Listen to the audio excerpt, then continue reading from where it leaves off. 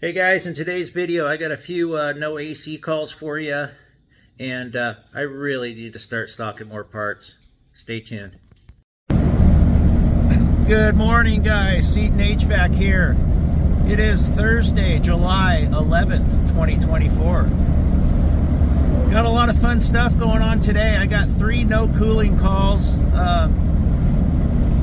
all in this small little town of Madras, Oregon. I believe it has about 5,000 to 7,000 people in it. I get a lot of work up here. Sorry, my allergies are really bad today, so I'll try to get through this. So on my way up here, I want to note, last night there was a pretty sizable fire up here. I had a good view of it from my back window of my house, from my back porch. Burned about 700 acres. We're coming up on it here over the hill. It's right up over this hill that we're coming up to. It's called Juniper Butte. And there were some people on pins and needles because this thing could have easily got out of hand. I think we got really lucky that the wind wasn't at its peak at that time. It seemed like it calmed down a little bit, but like an hour previously, it was blowing like crazy. A truck fire started it on the side of the highway, and it just got out of control. Like I said, 700 acres. That's pretty big, and it happened real fast. I could see all the lights and everything from my porch, and I could see just the plumes of smoke. It was pretty nuts. But this isn't a wildfire channel, so I'll leave it at that. We're gonna drive by it here. You'll see it up here off to the left. So yeah, we got some good content today. 3 no cooling calls. First one is the son-in-law of a woman that I installed her heat pump probably 2 or 3 weeks ago. So nice to get referrals like that, and hopefully it's something simple and I can take good care of them and get their cooling back, because it's going to be close to 100 again today. And then yeah, you can see the fire here on the left. I don't want to tilt my camera, but you can see it. It's all burnt, this whole side. So anyway, after that call, and it smells like smoke, I'm heading up to, it's another referral. The last food truck that I put a mini split on, right next to him, their food truck's in the parking lot of what's called the New Basin Distillery up here in Madras. And he's got an AC unit down, or heat pump, whatever it may be. So we're gonna take a look at that, and then we're gonna finish off the day. A realty company that I do work for, they have a rental that has an 8 air conditioner down, so should be able to get you some good footage today of all that, if I don't have too many helicopters hovering over me. And yeah, I'll be back. I'll see you on the first call. Alright guys, I'm here at this first call. So I got my tools out, got the panel off this old ream rectangle, these old tanks. It is a UPNL-060JAZ. Looks like it was manufactured in February of 2008. It fired right up when I did a call from the thermostat. He said it hadn't been though, so let's put some gauges on it and see what the pressures look like. Okay, gauges are hooked up, temp clamps are hooked up. It's a 410A system. She looks pretty good. Customer pulled a dirty filter out yesterday and put a clean one in, but it really didn't look that dirty, but sometimes looks are deceiving. So this thing could have tripped on high head pressure, thermal overload. So I'm going to let this run for a good 20 minutes and see if I can see anything. Go get some temp splits, etc. Alright, before I head inside, I want to reference this handy little chart that Rheem puts inside their panels. So if you look at it, we're about it's not right. It's not 89 degrees yet. Let's put the monitor over here. Let's see what we got. So let's drop in.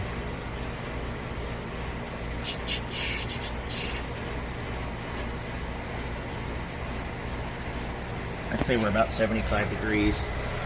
So we go over to this chart. There's our 75, I cut my finger yesterday. 75 degrees. Let's go find out what our coinciding vapor and liquid pressure should be at 75. So right now we're at 332, 118. So over here to 118, sorry about the finger. Should only be about 270, 260 something, 270 on our head pressure, and we're high. So I'm gonna see what happens if I pull that filter out of there, that new clean filter, and see if I get some improvement. If not, I might recover a little bit of this refrigerant. So let's go inside and pull that filter out. I'm gonna get some temps while I'm in there too. Okay, we're back. I didn't get video of the temps, but we got 51 on the supply side, and we're 72 on our return, so we're good there. I just don't like how high that head pressure is, and we should have a little more subcooling than that. It's almost like a low load situation, really. I'm not going to recover any of this out of there. I think we're fine. He probably just needs to change that filter more often. He said he did it 2 months ago. But you know, yeah, I'm gonna recover a little bit, guys. I'm gonna get this down to where it's closer on the chart on our head pressure. Because sorry about the glare, 330's a little high. So let's do that and see what that does to that head pressure. All right, I'm back. I'm not going to recover any out of this. I mean, we got low subcooling as it is. I think we just have a low load situation at the moment. This is with this filter out, so it didn't make any discernible difference on his head. I'm just going to tell him to watch it. If it kicks off again, then we're going to have to do something. But I can't see anything worthy of me doing any more work on it. Tell me what you think. But I'm going to tell him to just keep that filter clean. Maybe try to find him one that's got a little less static than the one he's putting in, and let her roll. Let's move on. Okay, guys, I didn't leave yet. Look at that head pressure, and it's been slowly going up. It'll drop back a little bit, then it'll go up. I'm going to spray down this condenser coil, at least spray it with some water and see if I can get it clean. I mean, it looks clean, but you know, looks can be deceiving, so let's do that. All right, got the coil clean, so we got a little more reasonable head pressure here. We're not getting much subcooling, but we're not getting superheat either. We have low load conditions. It's really cold in that house right now. I think it's only about 68 degrees, and I got the thermostat bumped down to 64 trying to keep the system on. So I'm gonna call this good and move on to the next. I'm sure he'll be fine. All right, guys, we're almost to our second call. I just wanted to summarize that last one real quick. So let me start off by saying it was low load conditions. So, you know, my superheat and subcool were going to be low just because of the indoor conditions. I did notice the head pressure was inching up slowly, you know, indicative of a restriction or a dirty condenser. The fact that it only happens every few months or during extreme heat, I'm going to assume either he had a dirty filter in there or a dirty condenser. So I'm going to give him a recommendation on a filter that's less static. And then I also sprayed down his condenser coil just with water, just to see if that makes a difference for him. If I'm back, we can get more in depth on it, but I really don't have time to be spending half a day on these. So let's cross our fingers and hope he's good, and let's see what we can find on this next call. Well, that should tell you that something's not working. They got a big fan blowing in here, but they have a Mitsubishi mini split here, and then up there is where there's I'm assuming an air handler up there. I'm gonna go check out both of these systems and see what we can see. All right, here's the outdoor unit, and she ain't running. And then I walked over to this other heat pump that's for his ducted system they have in there, and bar slash distillery, and it doesn't sound like we have compressor. Where we do have compressor, it's not doing anything. This is this line is ambient temperature, so looks like we got to work on both of these suckers. Let's start with the mini split. Not sure if you can see that, but we're getting 5 flashes of death here, and yeah, our condenser's not coming on. So I'm going to look that up and see what 5 flashes means on these guys. I'm going to bet you there's a leak somewhere. It won't be hard to get to if there is, because flare connections will be right there and then outside, obviously. So let's cross our fingers and hope this isn't too labor intensive.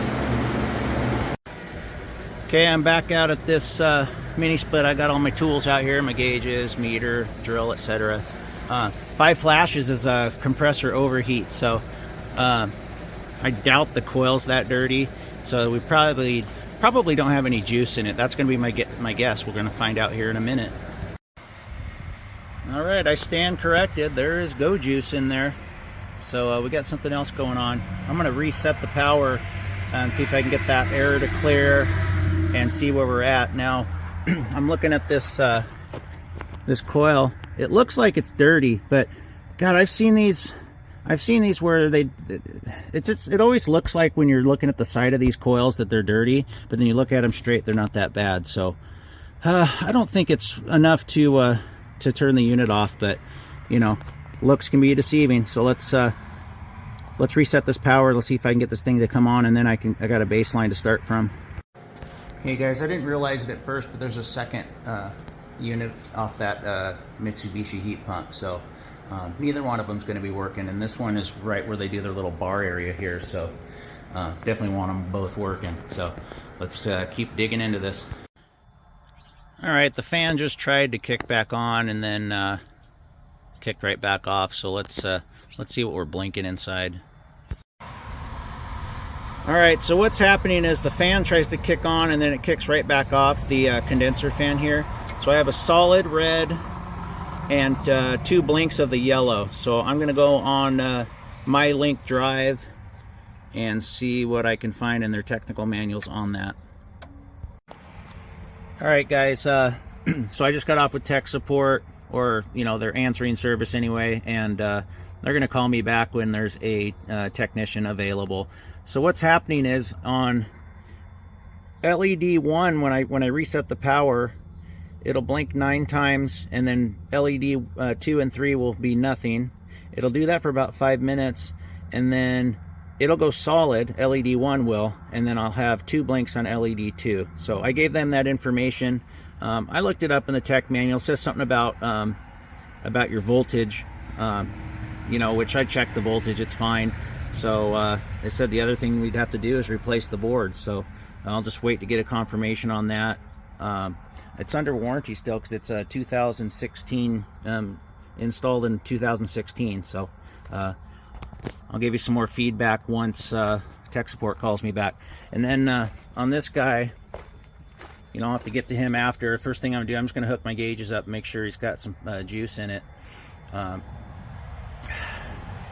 I was hoping that'd just be easy today, but you know, it never is. So, but we'll get to that guy after we're done, after we resolve this Mitsubishi problem. If they take too long to call me back, I'm gonna start working on that one. I'll just pull my gauges off this and I'll come back to it when they call me back. So stay tuned. Okay, I'm gonna get my gauges hooked up to this one while I'm waiting for Mitsubishi tech support on that other guy over there. I'm gonna go check the usual suspects, the easy stuff first. Check the filter, check our airflow and whatnot, make sure we don't have something obvious. And then I'll come back out here and hook these gauges in and turn this guy back on. All right, we're up here at this air handler. So it's got one of those proprietary April air filters, and it doesn't look that bad. So I'm gonna eliminate that as a problem. I've had that unit off for quite a while out there. So I think what I'm gonna do is fire it back up and see if we can get the compressor to come on, and we'll go from there. But I don't see, I was expecting to see a messed up filter.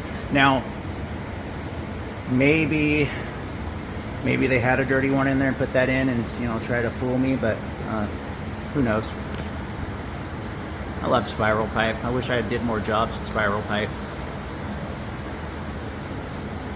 Let's go back outside. All right, gauges are on. Compressor fired up. I heard him fire up. This is a 410A system. I'm pretty sure she shut off on low pressure. She looks like she's got a leak somewhere. And I did notice a little leak in that Schrader. So yeah, 410A system. That's no bueno. Let me put my temp clamps on here and we'll see what we got for subcooling and superheat. Yeah, no bueno. 75 superheat, no subcooling. Let's go get some refrigerant. I'm not going to do a leak test. I mean, this is a bar. They need their cooling today, so I'm going to get this topped off for them. If I'm back, I'm back. And then I'll do a leak check. I don't have time to be messing around with this stuff. I have 3 more calls today. I might have to cancel one of them. So let's get this thing cooling. All right, guys, got 12 ounces in her. Look how she's responded already. Kind of reminds me of that old Saturday night, if I can speak, Saturday Night Live skit. You like it, the juice? I think he does. Let's give him some more. He's definitely liking the juice. Getting there. We're getting there. And these units actually have a rated subcooling on them. So this one's got a indoor TXB, which I confirmed that with that air handler, 15 degrees. So we got a ways to go yet. It's warm out here, so let's keep pumping her up. Pump it up. We're getting there. We are getting there. Let this stabilize. I'm going to give this another 20 minutes or so and see where we're at, and then fine tune it. But I'm loving it. You can call it a gas and go, whatever you want. I call it doing what's right for the customer, because if I'm messing around here with a leak test and everything, I might be here all day, and I got other people that need cooling too. So let's get this going for them. Yeah, it's warm in here, but it should be cooling down. I'm going to leave this cool on at 68. I'm going to come inside to check some temperatures. I'll find a grill up there. I think I can get one up in the loft there without having to kill myself. And we'll get our Delta T's and then see where our pressures are when we go back outside. All right, 60, 61 degrees, not too bad. Let's go check the return. You know, it's really hot up here. This is up on that loft area where the unit sits, so I bet this return is over 80 easily. So let's go check it out. About what I figured. Let's go dial in that subcooling at 15 and get on out of here. If Mitsubishi tech support doesn't call me back within the next 15 minutes or so, I'm just going to move on. I can always come back to it, but this will get their main bar area and eating area cooled off for them. So I'm happy about that. Let's keep moving. Well, looky there, guys. She's looking good. She's looking real good. I'm not going to touch her. Look at that beautiful superheat. Beautiful subcooling. Lovely, lovely. Let's put a wrap on this. I didn't hear back from the Mitsubishi guy yet, so that'll have to wait for another day. We got their main system going for them and charged up. Super Tech diffusion time. Yeah, I could have done a leak check, but then I'm going to leave 2 other people today without cooling, so not going to happen. Not going to happen. I'm sure, tell me in the comments what you think. I'm sure you will. So look at all this grain stuff, guys. And then here's where they do all the business back here. Check them out. New Basin Distillery, Madras, Oregon. There's some free publicity here. Yeah, that's pretty cool. I know nothing about any of this. HVAC is what I do, and I do it poorly, but that's what I do. All right, let's move on. I'm gonna go get something to eat over at the food cart and then do my next service call. All right, pulled up to this this next call, it's another no AC. Just glanced at the side of the house, looks like a ream, so a newer ream. So hopefully it's just a dirty filter or something. This is a rental. So on that other job, I was 1 for 2, or 1.5 for 2. I'm not going to sit there all day and wait for Mitsubishi tech support to call me back. So when they do, I'll just gather some information from them, and then I'll just go back here the next whenever. I got the main ducted system going for them, gassed and goed for them. If they call me again on it, then I'll do a leak check. That's how I operate this time of year when it's hot. So I'm going to finish up my lunch here from the food truck and go into this house and see what I can find. All right, we got ourselves a ream. I've installed a bunch of these, and let's see if I can see the model number right there. I can't see it. It's probably an RP14 or something. So she's running, but she's not discharging much warm air.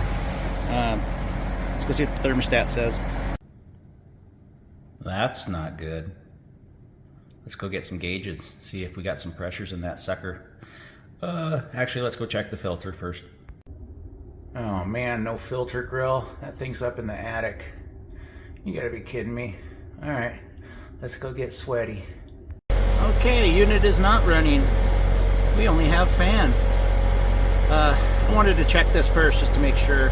I pretty much know what's going on. There's a filter up in that attic that nobody ever changes, and this is a rental, so it might be just a filter and go. And I got a hardware store nearby. I can go grab a replacement for them if they don't have one up there. So let's go up in that attic. Ugh. All right, it doesn't look like it's on this access here in the garage. So let's go see if it's closer to the one in a closet somewhere or something. Ugh. All right, let's keep looking. All right, I'm a dummy. So there was our access hole there. I didn't even have to go over there, get my ladder out even.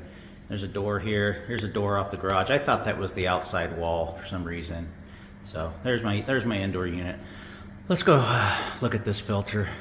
I'll tell you what, this is a pretty nice rental, like some of the roach motels I had when I was a kid.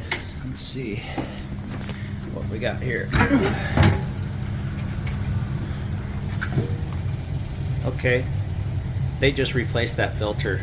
So I'm thinking that compressor was out on overload. Probably just got to set our power, reset our power. Let's see what we got. All right, reset the power, but that's not what it is. Let's go check the usual suspects when a compressor is not working. Let's go check the old capacitator first and see if he's our... God, I like that ping pong table. Oh, being a kid again would be nice. All right, let's go check that capacitor. All right, guys, I didn't want to bore you with checking the capacitor and stuff. It's good. It's a 45, and it was running about 45.6, so it was perfect. Now this contactor, on the other hand, I got incoming voltage, and when I push the plunger in with my finger, it does nothing. Now when the thermostat engaged it kicked the fan on, but I'm getting weird voltages on the load side of the contactor, so I'm gonna have to get him a contactor. I don't have any left. I'm just not stocking enough service parts, I guess. I should have stocked up a couple weeks ago, but I'll just bring one out for him tomorrow. It's not a big deal. I think they've been out for a few days already, so what's one more night, huh? So, yeah, and I ohmed it out. It's ohming about 16 ohms, so I know the coil's good in it. Just something about the contacts aren't making contacts. I was getting some squirrely voltages, like one leg would be dead for a second, then it would come on like 70 volts, and then the other one was full 120, and then it would be dropping down. So it was doing weird stuff in there. I'm sure if we replace this contactor, we'll be good to go on this one. I'll see if I can get one brought up today. It's about 2.5 hours round trip for me to go get one, so I can't waste my day doing that. I got other stuff I got to do. I have to confirm a couple orders today still. Paperwork's building up. I hate when that happens. So let's button this one up, and I'll give the landlord the news. All right, pulling out of here. I went ahead and rescheduled those last two calls until tomorrow because they're up here in Madras too. So that way I can come get this contactor on and then deal with those tomorrow as well. Trying to make it back down to Sun River. Guys probably gonna fire me, but I have to take care of these no AC calls. You know, I'm kind of doing the guy a favor, hooking up a system that he installed. So and I know he watches some of the videos, so if he sees this, he sees this, but I'm doing the best I can out here. It's hot, people need their air conditioning. You know, doing the best I can as a one-man band. I don't have guys to send out to go somewhere when I can't be there, so it is what it is. Look at that beautiful mountain straight ahead. That would be Mount Jefferson. Mount Hood would be off to the right, but yeah, that's Mount Jefferson straight ahead there. So yeah, I'm gonna try to get down to Sun River tomorrow if he'll have me first, and then I'll come up here and take care of this Madras stuff. You know, they're about an hour and a half away from each other, so it makes for a long day if I have to break it up. That's why I just can't do it. The rest of this week has really worn me out. Really worn me out. But to summarize that today, you know, you win some, you lose some. I'm not perfect. I don't stock all the parts. You know, I'm not like a Steve Lab who has a big box truck full of stuff. I just have the basics, you know, capacitors and whatnot. When I run out, I don't always remember to go to restock because, you know, my bread and butter really is installation work. As you can tell, I'm not the best service tech, but I do know how to use my brain, which is your best tool that you have. So I've been able to do it for a long time and make money doing it and keep customers happy. So I must be doing something right. Getting ready to pull on the highway here. Yeah, I must be doing something right. I've been able to be pretty successful for a while, and you know, treating people the right way. I always treat people well with what I do. If I screw up, I admit it. If I do well, I don't have an ego. I just enjoy doing this stuff. Not when it's this hot, I don't, but I just love doing it, and I really like making these videos. So please let me know if you enjoy them, and please subscribe. Thank you.